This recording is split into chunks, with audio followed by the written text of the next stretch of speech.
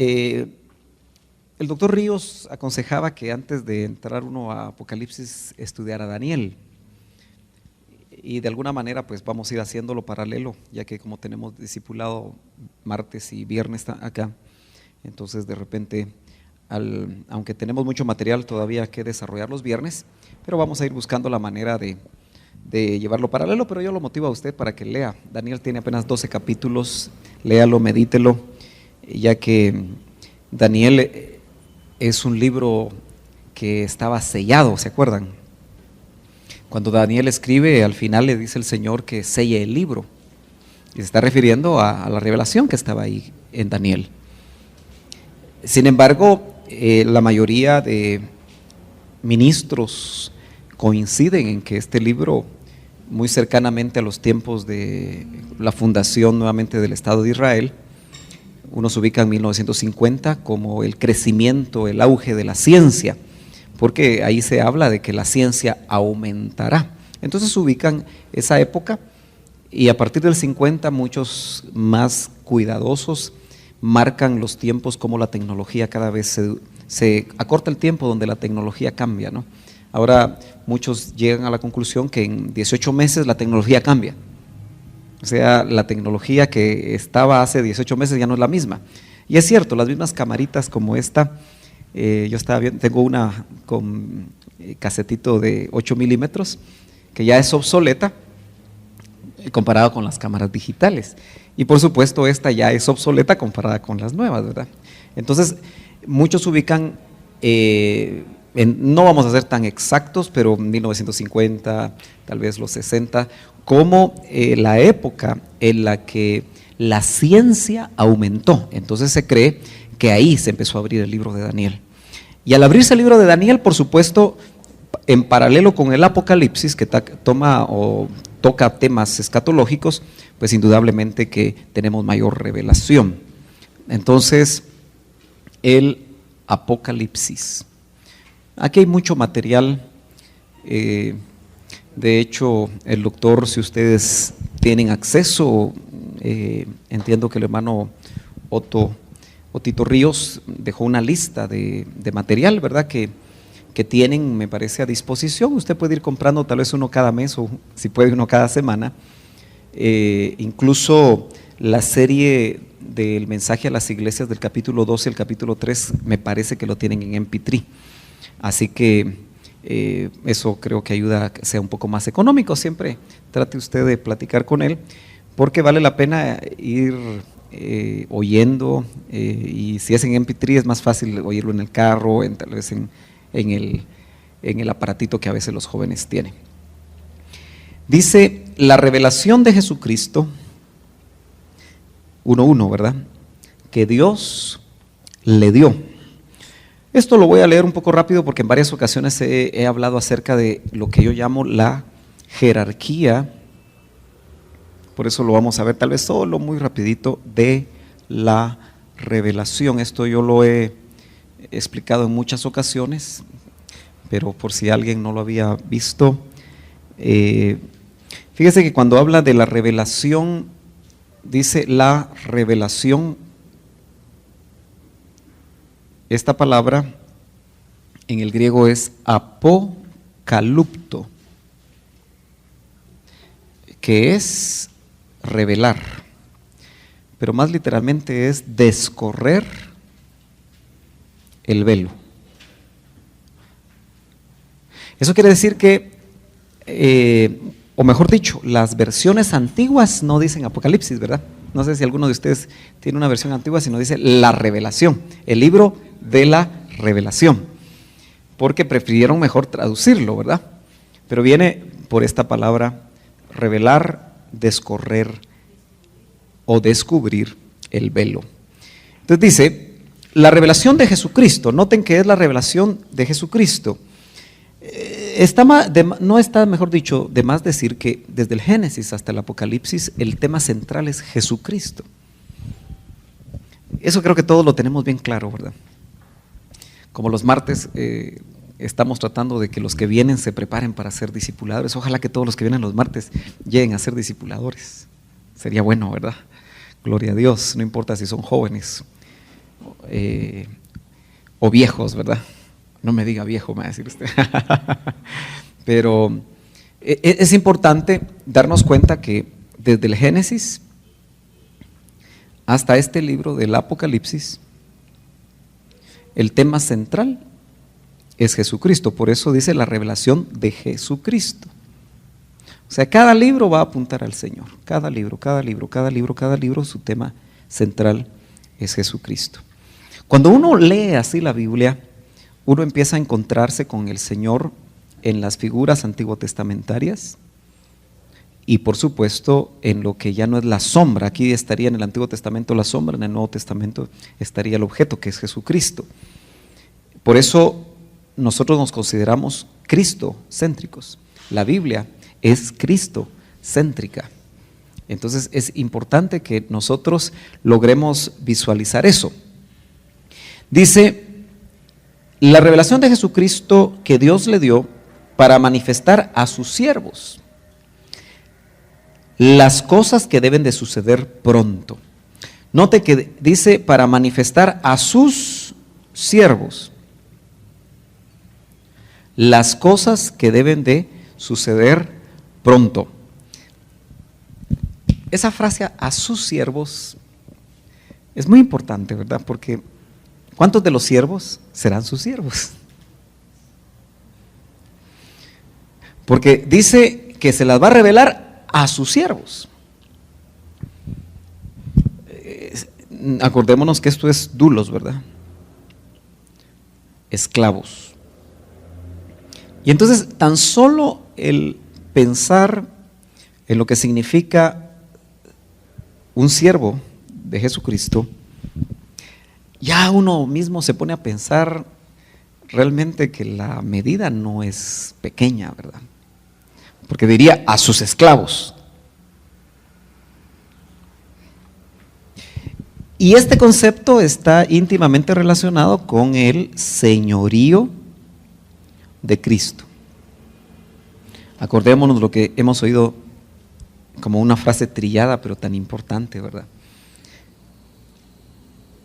Todos tenemos al Señor como Salvador. Eso está bien claro para todos, ¿verdad? Pero qué difícil realmente, si somos honestos, es que lo tengamos en la posición de Señor de nuestras vidas.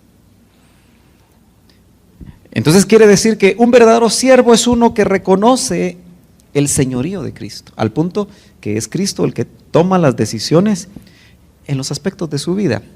Le comentaba hoy a Daniel, que estuvimos platicando un tiempo, que antes de venir para acá pasaron una película. También yo veo tele. Y esa película en Hallmark me llamó la atención y me quedé viéndola porque era una película de la interpretación de la vida de José en el Éxodo. Muy a su manera, ¿verdad? Pero lo que me llamó la atención de esta película es que Moisés, o ese Moisés, en la película, lo que mostraba era un continuo batallar con Dios. Porque aparentemente Dios le había quitado todo. Le quitó todo su mundo seguro de Egipto. Y claro, ahí presentaban como que él también había tenido que dejar hasta a la esposa y a los hijos para hacer la obra de Dios, ¿verdad? Era el argumento de la película. Sin embargo, yo creo que si nosotros estudiamos despacio el Éxodo, sí nos vamos a dar cuenta que Moisés tuvo que dejar muchas cosas, ¿verdad?, para hacer la obra de Dios, al punto de tener que entender que para ser siervo tenía que hacer lo que Dios quería, o le iba mal, ¿verdad?, o la cosa se complicaba. Entonces, noten ustedes que no a cualquiera entonces nos va a revelar el Señor, sino que dice a sus siervos las cosas que deben de suceder pronto. Tal vez por eso, hermano, yo tengo que serles muy honesto. Yo veo poca revelación en cuanto a la escatología en estos tiempos. Entendiendo que la revelación, como nosotros la hemos visto hasta este año, que para nosotros fue muy importante, usted va a ubicar ese año, 1998. Han pasado días, ¿verdad? Estamos en el 2008. En este periodo, con la abundancia que yo veía aquí escatológica, yo la veo muy poco. No sé cómo la ve usted. Es para meditarlo. Al nivel que venía acá. Y yo tengo que entender que hay revelación para cada época. Y tiene que haber revelación para lo que viene hasta el momento que el Señor venga en los aires. Entonces, como que el llamado es realmente a ser siervo, ¿verdad? Y no solamente para el ministro, el pastor o el que está al frente de una congregación, cualquiera sea esta, sino para cada uno de nosotros. Si somos siervos, la revelación de Jesucristo va a venir.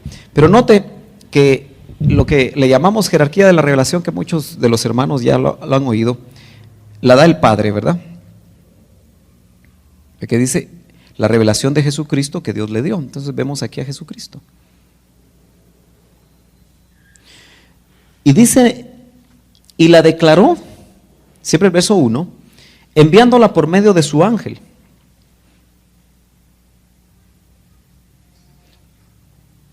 El ángel de Jesús. Ese es un tema que como que deberíamos de escudriñar porque sabemos poco. Hay muchas ideas de lo que es el ángel de Jesús, ¿verdad? Pero aquí dice su ángel. El Padre, Jesucristo, su ángel, a su siervo Juan, ¿verdad? Y luego dice que ha dado testimonio de la palabra de Dios, o sea, Juan, y del testimonio de Jesucristo y de todas las cosas que ha visto. Notemos que el quinto escalón sería cuando dice escribe al ángel, ¿verdad? Sería, pongamos aquí los ministros, entendiendo que escribe al ángel de la iglesia tal, también tiene una acepción de los ministros. Entonces note usted que la revelación viene del Padre, la revelación de Jesucristo, y la hace llegar por medio de su ángel. Estas son potestades, ¿no?, de parte de Dios. Y luego vemos a Juan, que podría tipificar en estos tiempos a un genuino apóstol. Por eso usted y yo debemos de orar porque el Señor nos muestre genuinos apóstoles y seamos bendecidos por genuinos apóstoles, porque los hay. ¿O no? ¿Qué dice usted? Claro que sí. Dios creo que siempre ha mantenido genuinos apóstoles en cada generación. Y uno debe ponerle atención, porque note usted la relación de un ministerio como el de Juan, quien le hacía o le trasladaba la revelación, su ángel, ¿verdad? Es interesante esta jerarquía que se menciona ahí en esos dos versos. Verso 3 dice, bienaventurado el que lee, aquí está, el libro que tiene bienaventuranza. Bienaventurado el que lee, ¿sí?, y los que oyen las palabras de esta profecía y guardan las cosas en ella escritas, porque el tiempo está cerca. ¿Qué tres cosas vio usted ahí en ese verso que hay que hacer con el libro de Apocalipsis? Si es observador, tuvo que haber encontrado tres cosas ahí. A ver, alguien si las vio. Lea, escuche o guardar, como dice esta versión, pero todas esas palabras dan la misma idea, ¿no? Entonces, note que dice que la bienaventuranza es para el que lee. Vamos a poner aquí, bienaventurado el que lee, el que oye y el que guarda u obedece, ¿verdad? O retiene. Ahora, fíjese que esas tres cosas nosotros se las podríamos aplicar a toda la Biblia. Todo lo que nosotros leemos en la palabra, indudablemente debería ser objeto de ser leído, ser escuchado y ser guardado. Pero hay una bienaventuranza para el libro de Apocalipsis. De hecho, usted sabe que fue el último libro escrito, ¿verdad? Entendemos que Juan lo escribe tal vez en el 90 de nuestra era. Antes de morir está en la isla de Patmos. Eso lo va a decir acá. Entonces, yo lo voy a animar a que lea el Apocalipsis, así como ya lo animé a que lea Daniel, en paralelo con Apocalipsis. Lea Apocalipsis. Ore porque el Señor se lo abra, que le dé entendimiento. Apunte sus hallazgos personales, porque hay bienaventuranza. Y yo siempre trato de ver en la palabra que lo que Dios ofrece, lo va a dar.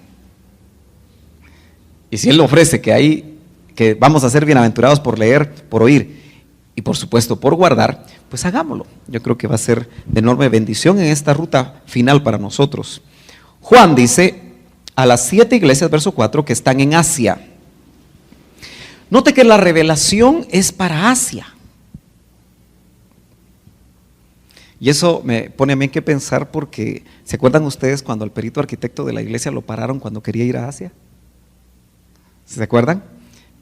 ¿Alguien recuerda el pasaje? Hechos, ¿qué será? 16, 17. Busquémoslo. Hechos. Vamos a ver.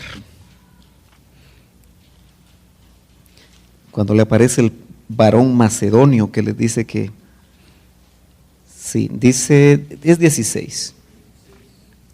Ok.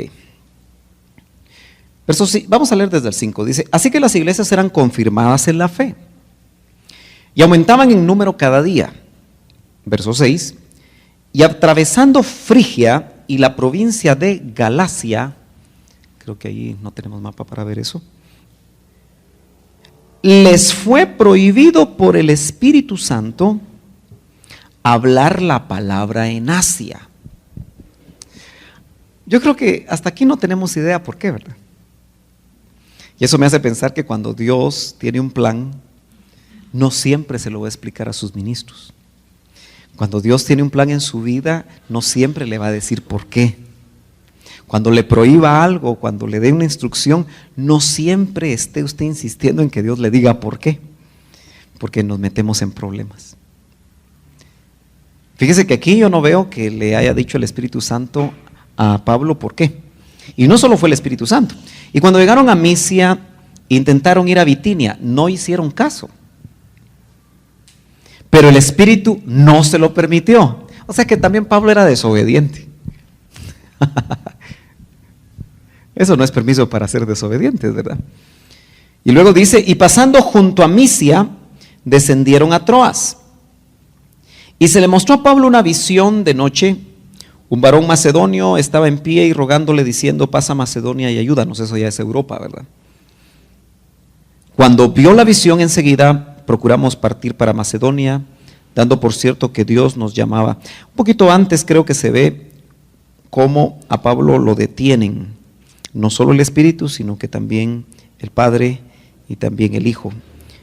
No tenemos ahorita tiempo para ver eso, porque lo que me interesa a mí es darme cuenta que como que hubo un tiempo, por lo menos en la época de Pablo, como que Asia no estaba dentro del plan. Pero tuvo que haber sido temporal. ¿Sí? Lo que le quiero dar a entender, hermano amado, es que incluso hasta para ir a evangelizar uno debería tener guianza. ¿Verdad que sí? Uno debería saber dónde quiere el Espíritu. Porque después, cuando vemos ya Apocalipsis, si somos un poquito cronológicos, fácil habían pasado 40 años desde que Pablo recibió prohibición. Y lo llamativo es que las iglesias que aquí se mencionan, 7 que están en Asia. Entonces Juan, porque esa es prerrogativa de los apóstoles. Fíjese que los apóstoles siembran iglesias. Por eso para mí es muy llamativo ver los ministerios apostólicos actuales, con sus excepciones, que son bien pocos los que siembran iglesias. ¿Se ha dado cuenta? La mayoría recogen iglesias ya hechas, porque están ofreciendo su manto, su cobertura. Hasta por internet le ofrecen a uno, hay un hermano que tiene una sombrita en el link de internet y dice cobertura.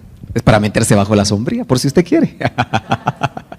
Hasta la sombrita ponen ahí en el link, ¿verdad? Para el que quiere cobertura. Pero en esos tiempos no era así la cosa. Usted nunca ve al apóstol Pablo andar ofreciendo cobertura a iglesias hechas. Es más, en 2 Corintios capítulo 10 él habla de las esferas apostólicas y dice, yo no voy a sembrar en campo ajeno. Entonces es interesante que Pablo sembró iglesias y que indudablemente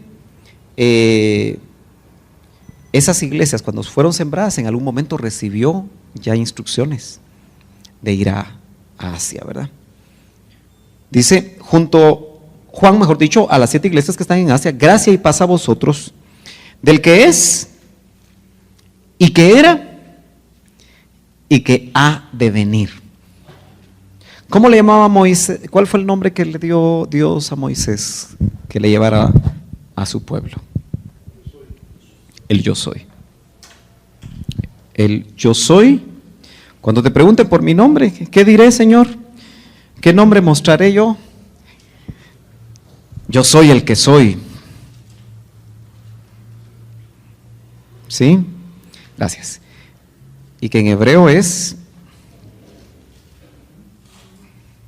YHWH, tetragramatron. El tetragramatron. Qué complicada esa palabra. El innombrable. Así le llaman los judíos, innombrable.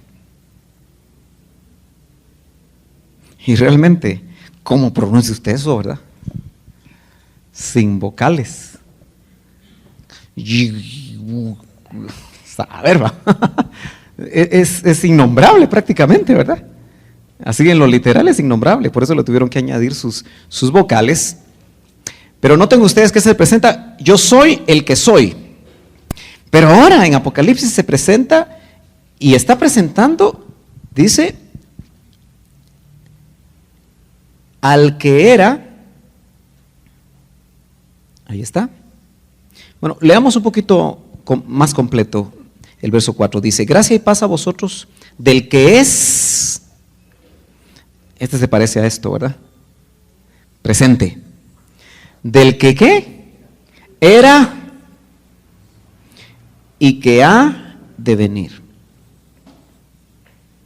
Note que solo en esta frase está la promesa del retorno de Cristo, ¿verdad? Desde aquí está la promesa Maranata, ¿verdad? El Señor viene, el Señor regresa. Es porque siempre ha sido. Era porque indudablemente hay un pasado para el pueblo de Israel donde se encontraban con el Señor y el que ha de venir. Y de los 7 espíritus que están delante de su trono. 7 espíritus delante del trono.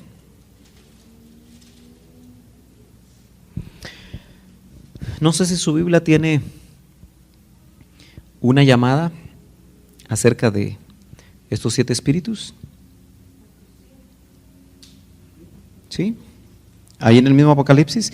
Me parece que hay un verso en el Antiguo Testamento, si alguno me ayuda a encontrarlo, donde se mencionan los 7 espíritus, por si tiene una llamada ahí o una concordancia. Sí, el 4:5 lo vamos a leer rápidamente, que es un paralelo. Dice, y del trono salían relámpagos y truenos y voces. Y delante del trono ardían 7 lámparas de fuego, las cuales son los 7 espíritus de Dios. 7 espíritus. Mientras encontramos ese pasaje para que le sirva a usted para ampliar, hay uno en el Antiguo Testamento, un verso, no lo tengo yo a mano ahorita, donde se nos menciona esos 7 espíritus. Isaías 11, ¿qué verso? Leamos entonces, 1 o 2. Vamos a ver aquí, Isaías 11. Vamos a chequear.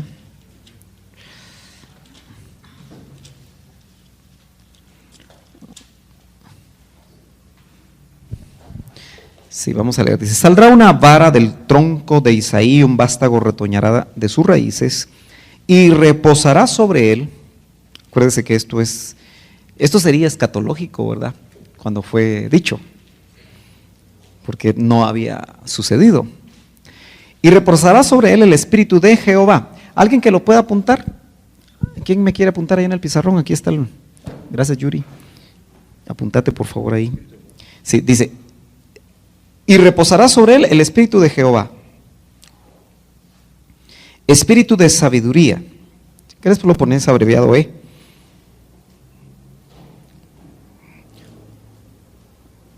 de sabiduría,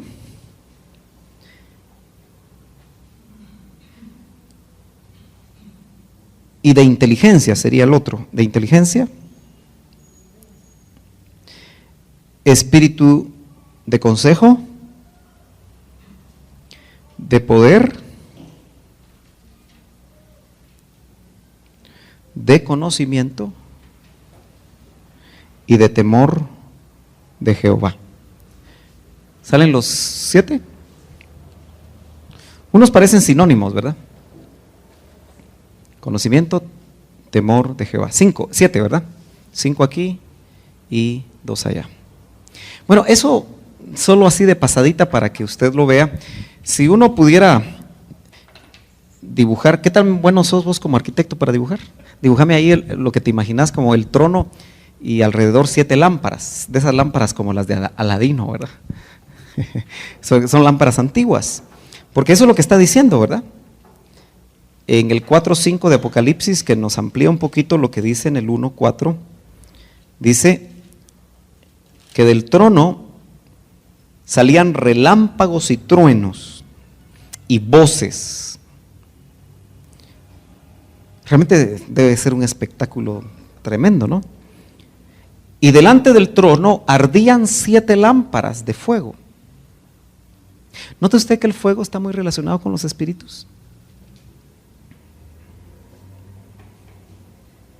Dice, sí, a sus, ya ven que es buen dibujante. A sus espíritus, dice, a sus ministros, ¿cómo les llama? Llama de fuego. Y a sus ángeles, mensajeros, ¿verdad?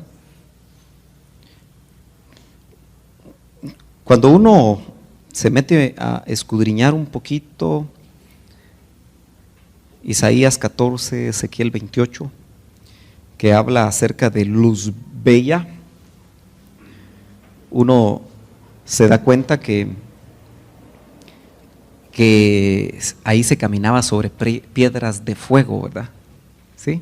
¿Ha visto eso? Me parece que es Isaías 14. Y eso es un mundo mineral. Entonces, pero lo que tiene que ver con fuego, como que tiene que ver con espíritus, porque esas son lámparas de fuego. Entonces, en ese mundo luzbeliano, la impresión que da es que había muchos espíritus, ¿verdad?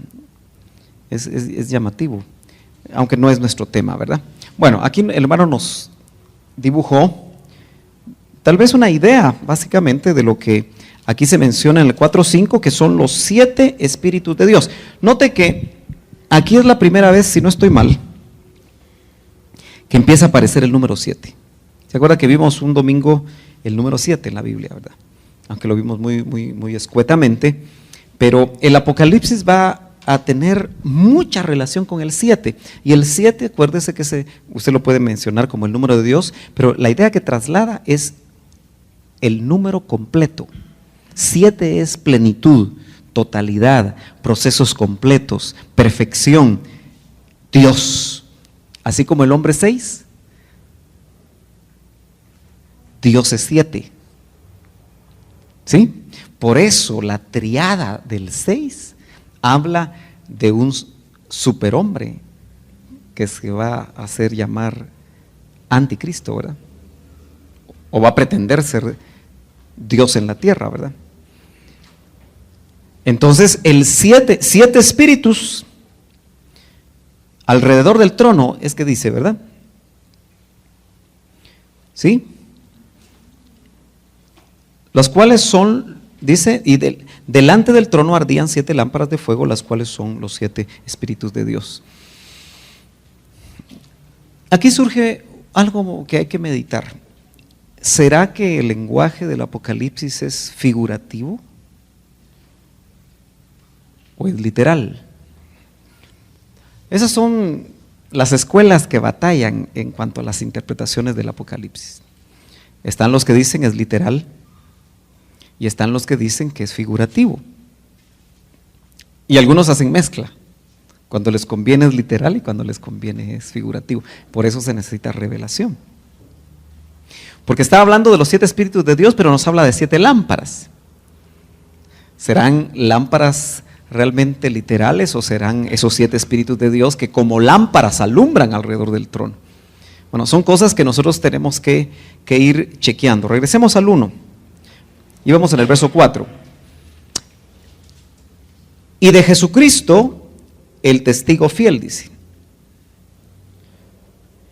El primogénito de los muertos. Note que Juan conoció al Señor en la carne. Pablo dice, yo no lo conocí en la carne. Juan lo conoció en la carne y lo conoció muy de cerca. Yo quiero que usted entienda, hermano amado, que Juan es el nivel más profundo de discipulado que se puede encontrar.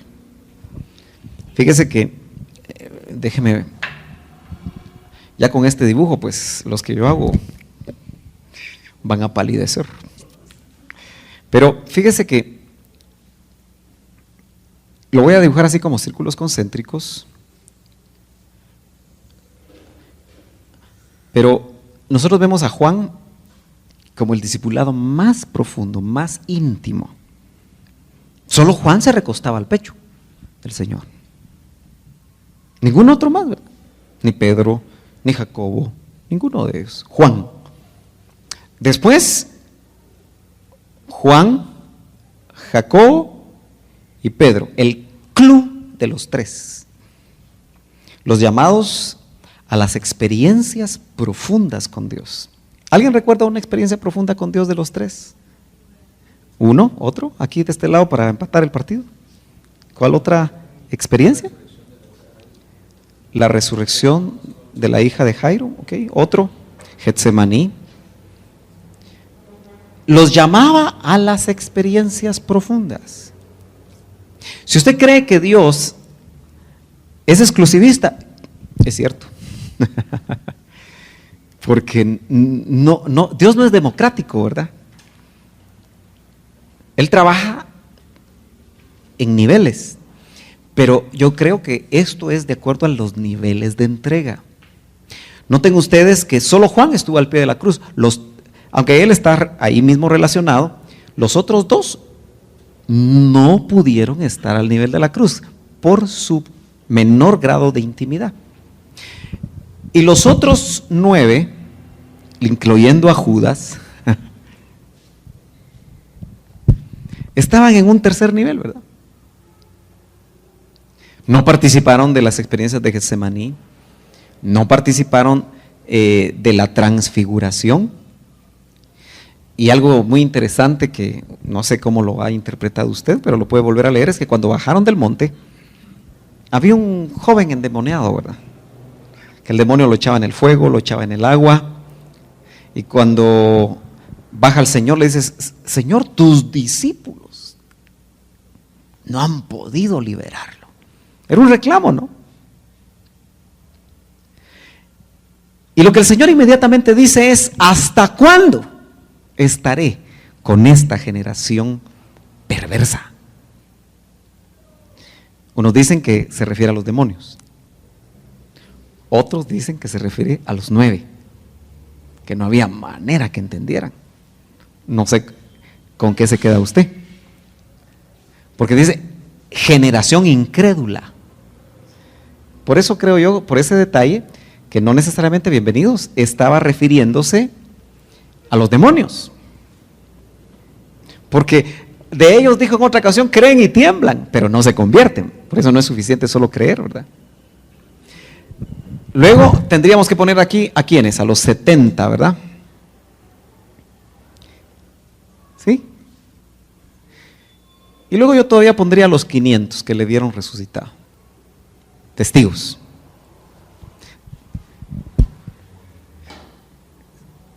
¿Se imagina usted que ellos, esos 500, lo vieron resucitado, pero no fue suficiente? Porque por lo menos 380 de ellos, ¿qué pasó? Se fueron, ¿verdad? Claro, no tenemos una prueba contundente que esos 500 estaban en Jerusalén, pero se asume, ¿no? Porque Él se apareció a los suyos. Dice, a los testigos que estaban preparados de antemano, dice el libro de los Hechos. Pero solo 120 esperaron la promesa. Es que yo razono esto. Si yo veo al Señor resucitado y Él me da instrucciones, y las instrucciones, no se vayan de Jerusalén hasta que no reciban la promesa del Padre.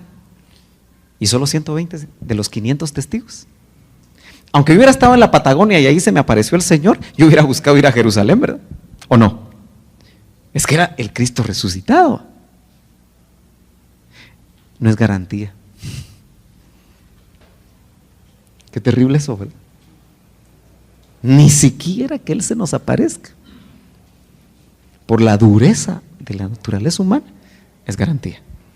Grabémoslo. Si podés ahí, grabemos el comentario o la pregunta, no sé. Sí, incluso yo estaba recordando que a propósito de la duda que pueda quedar, ¿a quién se refería cuando se refiere a esta generación de incrédulos? Hasta cuando Jesús resucita y es levantado después del tiempo que estaba con Él, dice que entonces, dice el pasaje, creyeron en Él. Indudablemente sus discípulos dudaban. Eso es obvio, ¿verdad? Bueno, ¿por qué le pongo estos niveles de discipulado? Porque nosotros estamos discipulando, hermano. Y usted va a empezar a ver en sus discipulados, tal vez ya lo vio, niveles de discipulado. Va a tener que ubicar Juanes, pero no a Juanes, ¿verdad? El cantante. Va a tener que ubicar Pedros y Jacobos. Va a ubicar a otros que están ahí. ¿Sí? Porque los 70, ¿verdad? De estos 70, ¿cuántos de esos 70, cuando el Señor en San Juan 6:66 les dijo, dice que a partir de ese momento muchos de sus discípulos se apartaron de Él? Debe haber sido de los 70, ¿verdad? A pesar de que echaron fuera demonios, probablemente, ¿no? Tal vez usted no lo ubica cronológicamente, pero ¿quiénes eran sus discípulos? No solo estos, porque les dijo, ¿se quieren ir ustedes también? Entonces, la buena y la mala. La buena es que si somos Juanes nos vamos. La mala es que si no somos Juanes nos quedamos. Porque es el nivel de Juan. Por eso es que fíjese, hermano amado, que la iglesia novia del final va a tener revelación del final, mientras los otros no lo van a tener. Porque esta revelación se murió Pablo y no la tuvo. Por lo menos al nivel que la recibió Juan, porque a Juan lo llevaron de una vez de testigo, ¿verdad? También Pablo debe haber visto la parucía, debe haber visto la epifanía, pero no con los detalles que la recibió Juan. ¿Notan ustedes eso, verdad? Entonces, el que tenga la actitud de Juan recibirá revelación para participar del final. Y de Jesucristo siempre en el verso 5, el testigo fiel, el primogénito de los muertos. Bueno, sale porque note que los nombres con lo que lo va a llamar Juan a Jesucristo indican un nivel diferente de revelación. Algunos dicen que, yo tengo un libro que se llama Los Nombres de Cristo. Me parece que manejan ahí 70 nombres.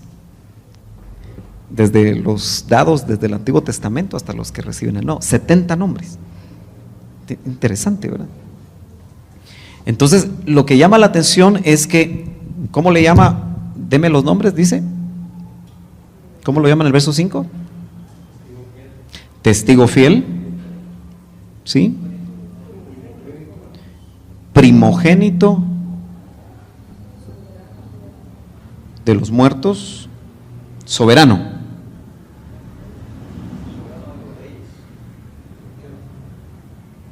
Ok.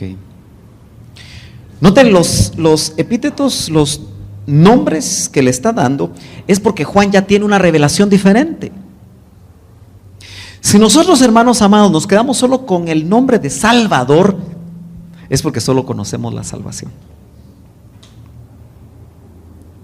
Pero si nosotros empezamos a ver al testigo fiel, es porque nos hemos encontrado con la fidelidad de Él. Primogénito de los muertos tiene que ser una realidad, la resurrección de Él para nosotros, para ubicarlo como el primogénito de los muertos. Pablo lo llama primicias de los que durmieron, es lo mismo. Entonces noten cómo la revelación que recibió Juan en esa jerarquía que vimos acá lo ubica en diferentes niveles. Cuando hemos visto las 7 iglesias, creo que en algún momento les dije, no sé si a ustedes o a otras personas, pero uno debería de estudiar cada iglesia del capítulo 2 y capítulo 3, poniendo aquí los nombres de Cristo, porque en cada una da ciertos nombres, ¿no? Aquí uno podría poner las virtudes de esa iglesia y aquí los problemas de esa iglesia. Aprendería uno mucho, ¿verdad? Con un cuadrito de ese tipo. Yo lo animo a que lo haga con cada una de las iglesias. Y entonces en las 7 por lo menos, mínimo hay 7 nombres, pero hay algunas que tienen 2 y hasta 3 nombres. Así que solo en esos 2 capítulos se mencionan mucha de la revelación. Y también se vuelve me parece que, si no estoy mal, no estoy muy seguro a quién se le presenta como el testigo fiel de esas iglesias. Usted lo puede ver en casa.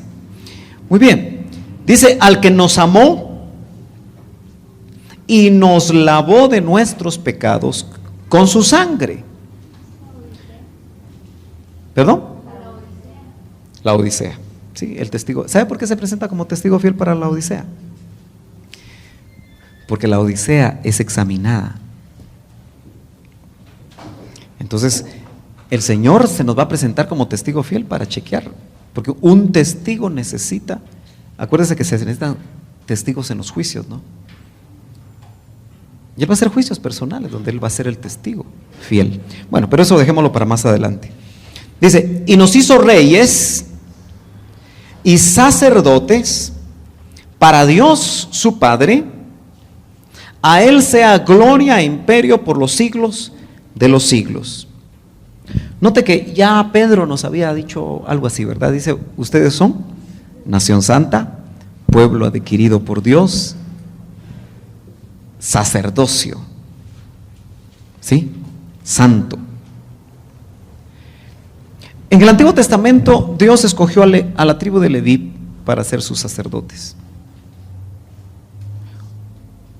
Podemos decir que dentro de 12, una. En la iglesia, todos los nacidos de nuevo son sacerdotes, en un orden diferente. Pero Pablo, o mejor dicho Juan, nos ubica, dice, nos hizo reyes. Fíjese que el entender esto nos ubica a nosotros en una doctrina fuera de tiempo, o una doctrina que se debe aplicar en este tiempo. ¿Nota usted que la mayoría de los que hablan de prosperidad y de libros del reino ya, dice, es que somos hijos de un rey? ¿Ha notado que esa frase es muy común? Y es cierto, ¿no? Somos hijos de un rey, pero ¿qué etapa estamos viviendo? Porque el rey de reyes vino a la tierra, pero vivió una etapa de humildad y de humillación, ¿no es cierto? El rey de reyes cabalgó en burrita. Esa es una etapa. La que esperamos es al Rey de Reyes cabalgar en caballo blanco. La burrita nos habla de humildad, ¿no es cierto? El caballo blanco nos habla de victoria y nos habla de realeza. Los emperadores romanos les gustaba andar en un caballo blanco. El anticristo o el caballo blanco de los sellos, el primer sello es caballo blanco, que habla de uno que salió para vencer, ¿no? Entonces, el caballo blanco nos habla de realeza. Somos hijos de un rey, solo que es nuestra etapa de andar en burrita. Si no entendemos eso, nos perdemos. Porque aquí también dice, nos hizo reyes. Pero la pregunta es, ¿estamos reinando? Seamos honestos, ¿estamos reinando?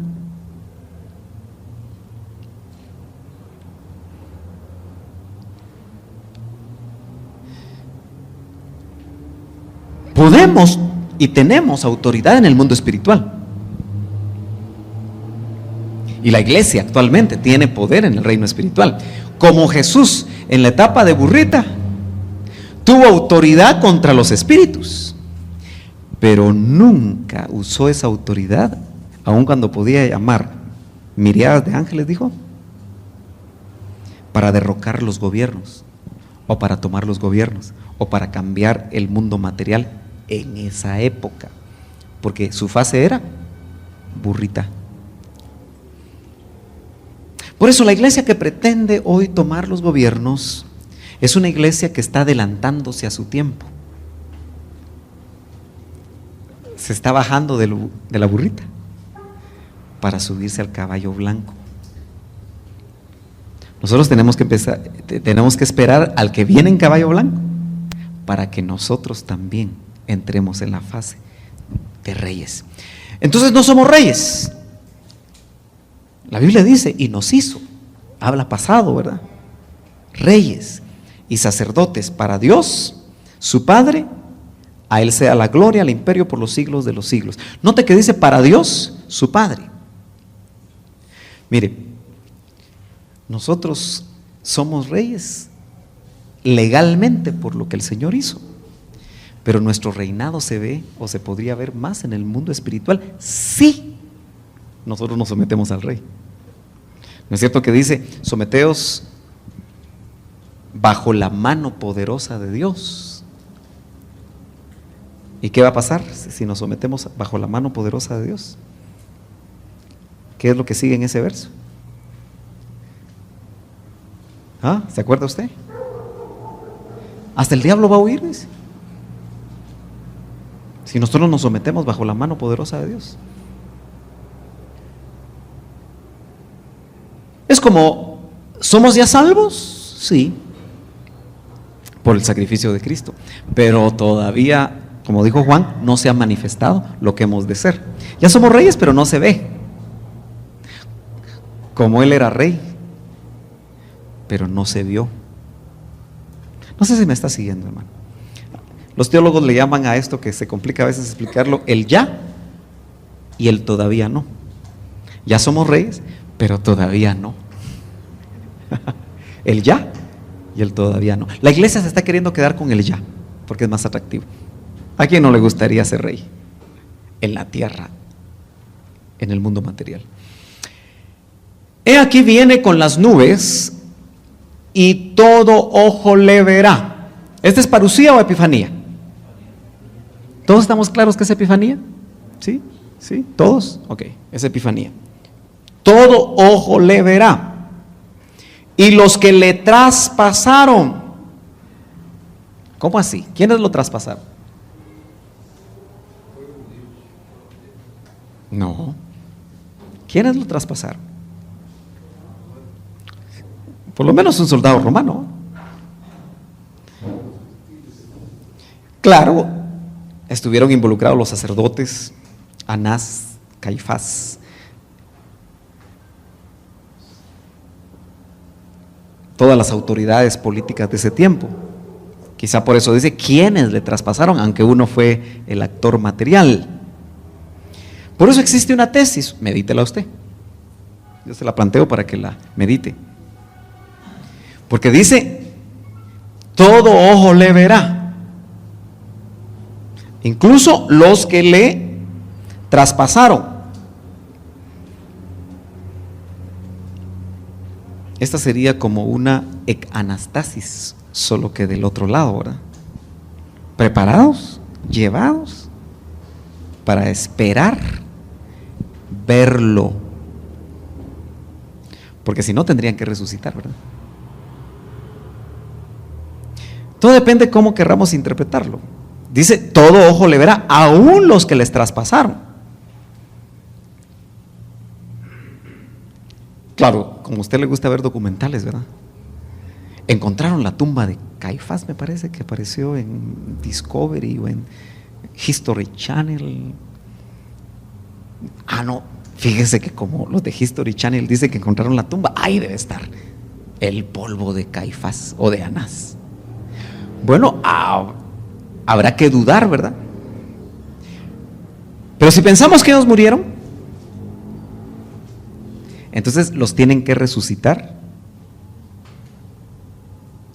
Y conste que hay un turno de resurrección al final de la semana 70 de Daniel, donde el Señor regresa en su epifanía. Así que no nos vamos a pelear por eso, solo es para meditarlo. Pero existe la tesis de que probablemente esos fueron llevados, porque ¿se recuerda usted de los dos que se lo pusieron a Moisés? ¿Cómo bajaron al Seol? Vivos. Es llamativo, ¿va? Bueno, aquí hay muchas cosas que están en la periferia y por eso no avanzamos, pero son como dignas de ver. Dice, y todos los linajes de la tierra harán lamentación por él. Sí, amén, dice Juan. Aquí sí se entiende bien el amén, ¿verdad? Está diciendo, sí, así es. Por eso cuando usted dice amén es porque está de acuerdo.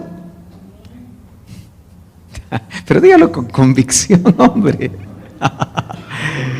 Sí, amén, dice Juan. Yo soy el alfa y la omega, principio y fin. Otra manera de presentarse, ¿verdad? Fíjese que es interesante que el Apocalipsis inicia presentándose el Señor. Voy a borrar acá.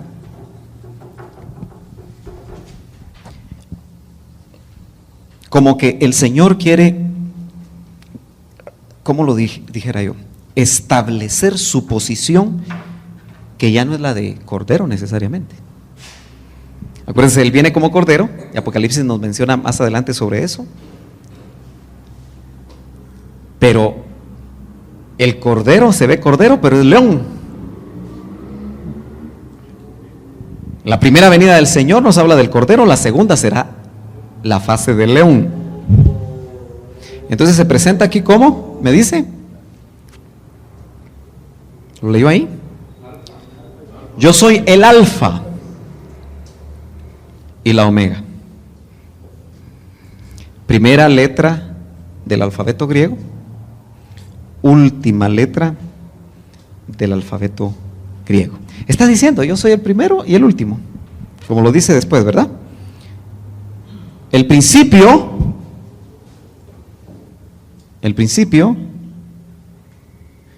y el fin. Fíjese que cuando nosotros vemos al Señor como el principio y el fin, eso nos debe de llenar de esperanza. Porque el que empezó en nosotros la buena obra, como Él es el principio, Él empezó. Y si la empezó, la va a terminar. ¿Se acuerda lo que le dijo Noemí a Ruth acerca de vos? ¿Usted que lee la Biblia? ¿O no la lee? ¿Qué le dijo?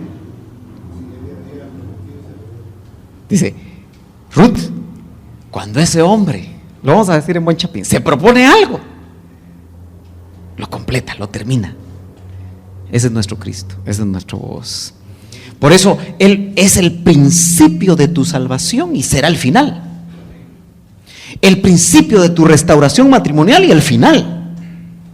El principio de los planes que Él estableció para ti y el que va a garantizar que se van a hacer esos planes. Ese sería un rema de esto. No es solamente un título.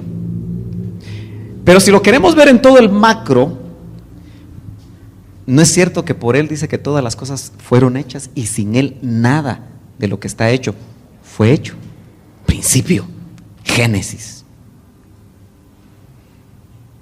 Pero también Él es el centro del final de todo lo que muestra Apocalipsis, porque es el fin. Jesús es el ejecutivo del Padre, ¿verdad? En la creación. Y noten que no es el Espíritu Santo el que viene. El Espíritu Santo está en la tierra esperando al Hijo. Una de las cosas que más le llamaban la atención al doctor porque el doctor fue un enamorado de Cristo. Y si nosotros no nos enamoramos de Cristo, perdemos el tiempo, ¿verdad? Hacemos religión.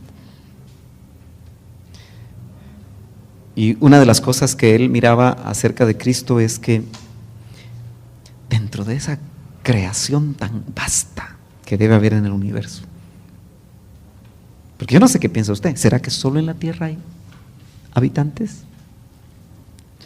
Son millonadas de mundos, incluso parecidos a la tierra, con ciertas características donde se puede habitar. Noten ustedes que los descubrimientos en Marte es que hubo agua, y donde hay agua hay vida. Marte cada vez se muestra como el objeto de un juicio divino, ¿verdad? Por la forma como quedó hecho un desierto, ¿verdad? Con temperaturas tan altas, pero no nos metamos ahí. Pero indudablemente, si Él es Padre Creador, qué maravilloso es que Cristo toma la forma para eternizarla del hombre.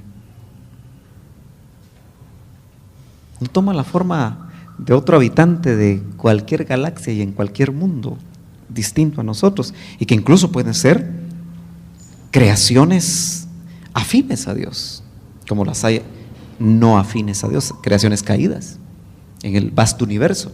Pero lo que se eterniza realmente en Cristo es el hombre, y de ahí saca hombres, por supuesto mujeres también. Cuando decimos hombre hablamos en términos genéricos, donde lo que hace es eternizar. Por eso el doctor, cuando miraba a los 24 sacerdotes ancianos cerca del trono, lo que miraba era las 24 órdenes sacerdotales de las que David tuvo que haber aprendido. A David se lo llevaron a echar un colazo, ¿verdad que sí? David se elevaba, lo elevaban, y de ahí sacó las 24 órdenes sacerdotales que nosotros leemos que David estableció. ¿Sí? Se ubica, ¿verdad? Esos mismos 24 ancianos que tipifican esas, o que nos hablan de esas 24 órdenes sacerdotales, decía él, ya las 23 están listas, representando diferentes creaciones, solo están esperando a la humana. Qué maravilloso, ¿verdad? Principio y fin. Si nosotros entendemos que Él es principio y fin de nuestras vidas, hermanos, estamos hechos. ¿Qué le va a preocupar a usted el futuro? Si hay uno que prometió que por lo que empezó, eso lo va a completar. Dice el Señor, el que es, note que segunda vez, cuando en la Biblia se repiten 2 veces algo es porque es importante, y cuando se repite 3 es muy, muy importante.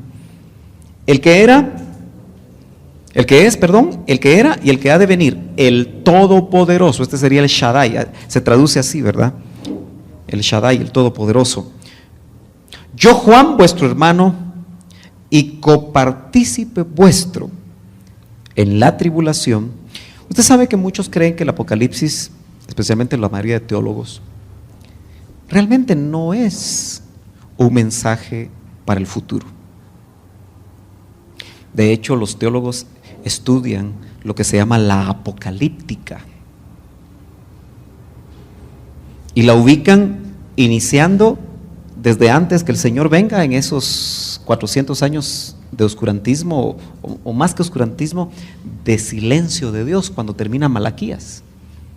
Más o menos son 400 años cuando se escribe Malaquías, el último libro del Antiguo Testamento, hasta cuando se empiezan a escribir los evangelios, se ubican como 400 años, donde dicen Dios no habló. Claro, tuvo que haber hablado por medio de profetas, pero así lo ubican ellos. Y desde esos tiempos le llaman apocalíptica, porque en esos tiempos, desde eso lo relatan muy bien los libros apócrifos.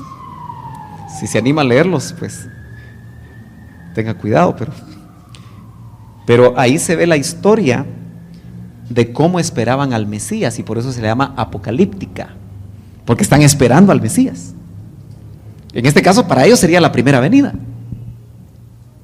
Para nosotros ya es una venida secreta, pero que sería dos, ¿verdad? Solo que una es secreta y la otra es pública. Entonces ellos creen que este libro forma parte de ese movimiento llamado la apocalíptica, donde esperaban al Mesías. Vino y ahí se terminó todo. Y así lo interpretan. Eso está muy en boga. Muchos de los programas, en estos días han pasado, en especial vi uno donde hablaban del fin del mundo. Y todos los grandes eruditos que entrevistaban ahí dicen, no, es que eso, lo que habla la apocalíptica es del triunfo de Cristo sobre el mal. Pero como que ya pasó. Entonces ya, eso del anticristo, eso de los juicios y eso de... No, eso solamente es una interpretación fundamentalista, le llaman. Así que nosotros somos fundamentalistas. Ojalá que tengamos buen fundamento ustedes. Yo, Juan, vuestro hermano y copartícipe vuestro en la tribulación, lo digo porque en esa época en la que Juan escribe, hay tribulación. Él, por la causa de Cristo, está en Patmos. Y hay persecución, claro, se volvió más fuerte en el siglo II y el III, pero hay tribulación. Note, hermano, que la revelación viene cuando la cosa está apretada. Yo le comenté que un ministro con el que a veces me reúno tenía el sentir, y yo creo que ya se lo prediqué una vez, ya se lo compartí, que el 2009 por un lado va a ser un año de mucha confusión y por el otro va a ser un año de revelación. Yo le compartí, ¿verdad?, que en el primer año, ¿se acuerda de esa frase? Yo ya le dije, no lo voy a mencionar, ¿verdad? Yo, Daniel, dice, él hablando de un rey, de una autoridad, entendí los libros. Entonces yo en lo personal, hermano, anhelo eso y espero que usted también lo experimente. Que el año que viene sea un año de revelación personal para usted. Que se le abra la Biblia, se le abra la palabra. Hay hambre. Y que usted empiece a entender cosas que no había entendido. Aunque se presume que es un año difícil, de desempleo y de tanta cosa, ¿no? Pero nuestra confianza no está en los hombres, está en el Señor. Yo, Juan, vuestro hermano y copartícipe vuestro en la tribulación, en el reino y en la paciencia de Jesucristo.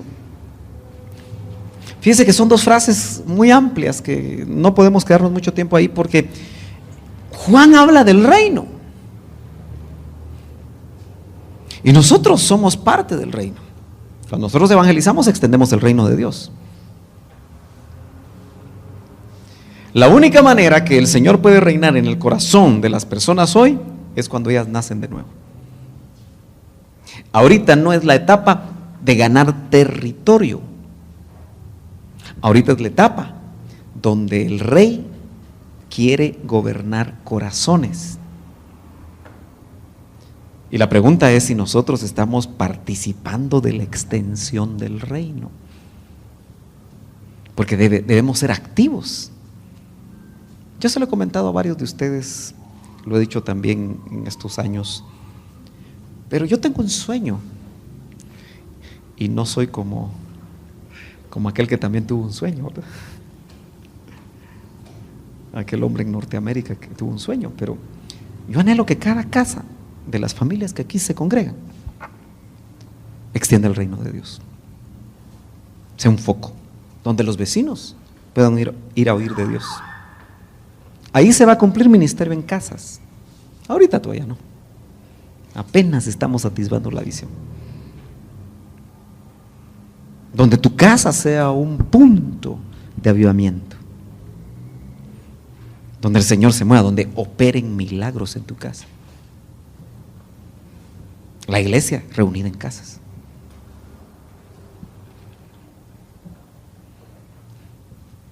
¿Me entiende?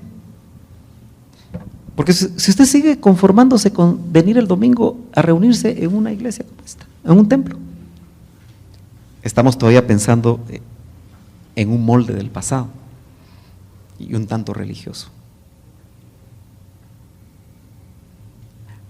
Pero Pablo, o mejor dicho Juan dice: en la tribulación, en el reino, por predicar la palabra, y en la paciencia de Jesucristo. ¿Por qué le llamarán la paciencia de Jesucristo? ¿Cuántos años esperó él para salir a ministrar, hermano? 30 años.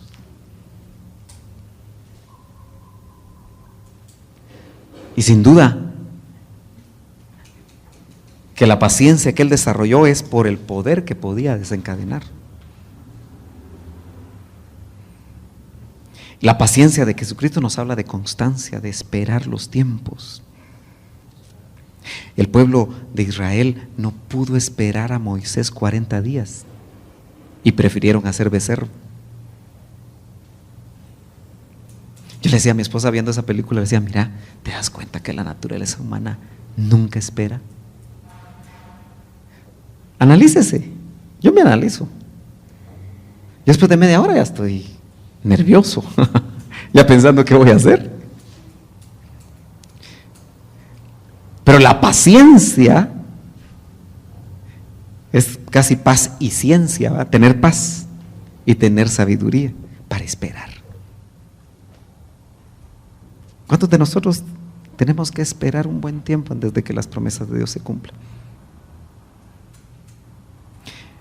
La paciencia de Jesucristo nos habla de perseverancia, hermanos. Estaba en la isla llamada Patmos por causa de la palabra de Dios y del testimonio de Jesucristo. Una frase muy interesante: yo estaba en el Espíritu. Si queremos revelación, tenemos que aprender qué es estar en el Espíritu.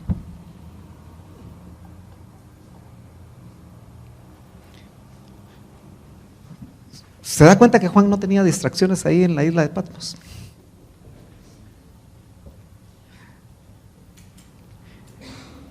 Me parece que estaba casi en continuo ayuno, forcivoluntario, porque probablemente estaba pan y agua, ¿verdad? Haber estado flaquito Juan, pero indudablemente buscaba, se metía.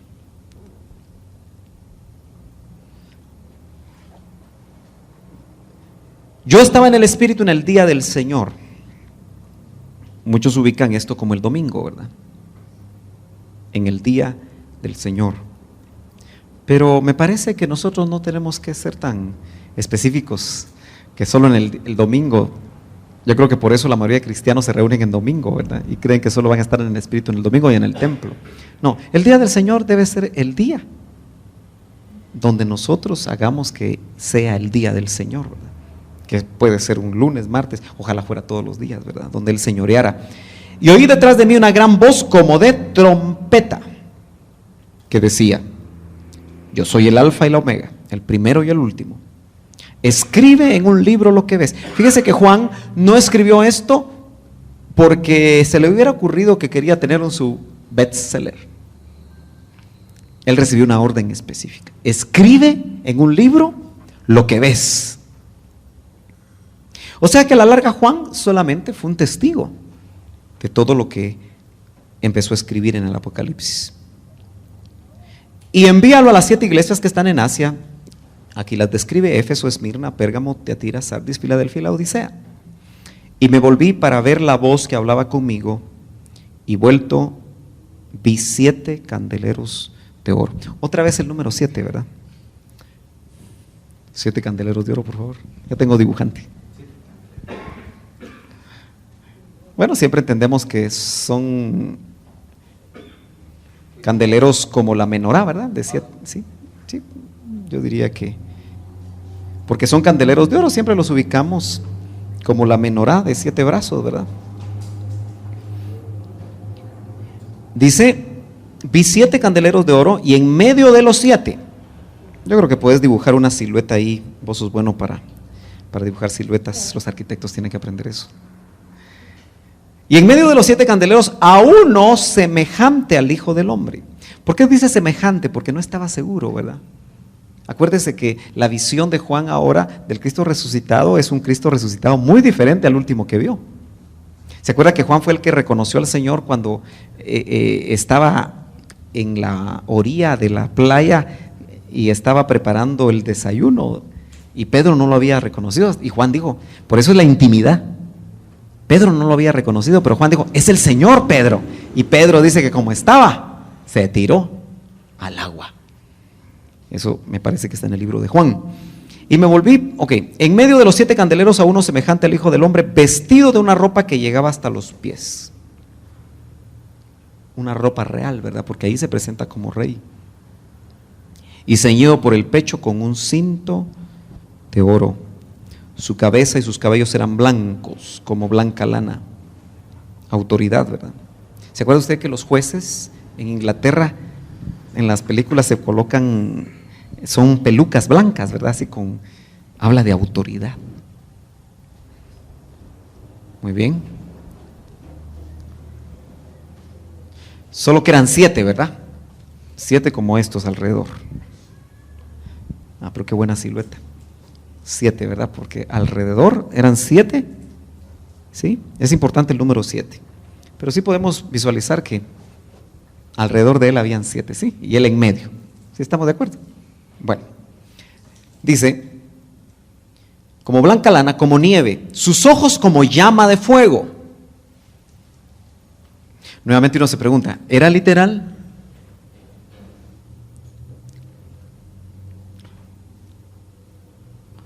¿O era como Pablo, como Juan los había visto? Yo estoy enamorado de Pablo, ¿verdad? Mejor enamorarse de Cristo.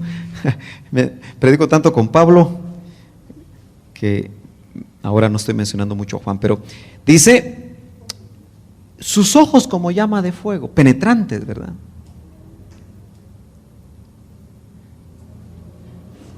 Y sus pies semejantes al bronce bruñido. ¿Qué será bruñir, hermanos? El bronce es una aleación, ¿verdad? El bronce es, me parece que cobre y estaño, si no estoy mal. Es una aleación. Bruñido me parece que es trabajado en el fuego. Tomando, el bronce tiende a ser un color rojizo, ¿verdad? ¿Sí? ¿Ha visto usted el bronce? Algunos decoran sus chimeneas con bronce, es carísimo eso. Es así, rojizo. Bronce bruñido. Y el bronce nos habla de juicio. ¿Se acuerda que en el tabernáculo de Moisés el altar donde se sacrificaba el cordero era de bronce? Entonces el bronce nos habla de juicio. Porque tal vez lo voy a dibujar aquí en planta.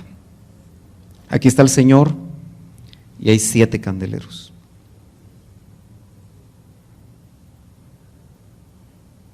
¿Cuántos llevo? Sí, 7. Él está en medio. Y como a mí me gusta mucho el capítulo 1 porque el Señor da la explicación y no lo deja uno a que uno intente saber de qué se trata, ¿verdad? Voy a leer rápido. Dice: y sus pies semejantes al bronce bruñido refulgente como en un horno. Ahí está, mire, están al rojo vivo. y su voz como estruendo de muchas aguas. Eso habla de autoridad en todo sentido. Es un juez. Tenía en su diestra 7 estrellas. ¿Sí? En su diestra 7 estrellas. Hacerle la diestra con 7 estrellas, vos. En su diestra 7 estrellas. ¿Cuántos 7 van ya en el capítulo? 7 espíritus de Dios, 7 candeleros, 7 iglesias, 7 estrellas, fíjese usted. Cuando habla de las 7 estrellas, está hablando de la plenitud de las estrellas y la plenitud de lo que significan las estrellas. Cuando habla de las 7 iglesias, está hablando de la plenitud de la iglesia. Bueno, yo sigo mientras el hermano termina. De su boca salió una espada aguda de 2 filos. Esa es la palabra de Dios, ¿verdad? Lo dice así Hebreos 4:12. La Biblia es como espada de 2 filos que penetra hasta la división de la carne, del alma y el espíritu, dice. Y su rostro era como el sol cuando resplandece en su fuerza. Usted se ha puesto a pensar cómo haber sido el rostro de Moisés cuando bajó del monte. Brillaba, al punto que se tenía que poner un velo. Y eso era Moisés, 40 días en la presencia de Dios. ¿Y cuándo nos irá a brillar la cara sin crema Nivea?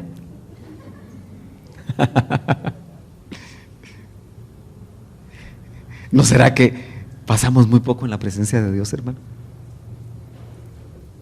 ¿O será que eso era solamente para los antiguos?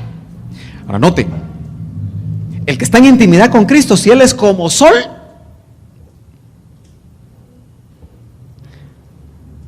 algo se le pega a uno, ¿verdad? Gracias. Ya le quitaste los candeleros, pero ahí estamos. Los hermanos, sí, aquí están. Los candeleros están alrededor. Aquí está él, visto así, mire. 7 estrellas en la mano. Veamos qué significan las 7 estrellas. Cuando le vi caí como muerto.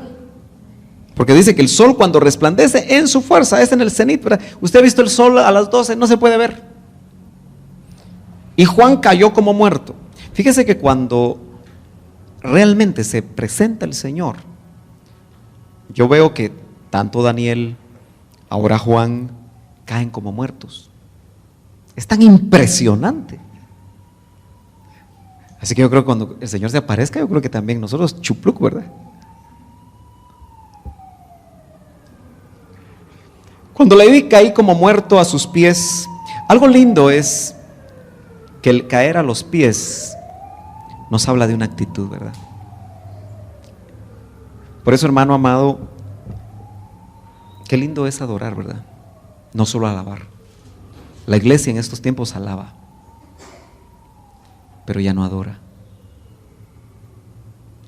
¿Usted ha notado que aquí hay un poquito más de énfasis a la adoración? ¿Lo ha notado o no lo ha notado? Ojalá que lo perciba.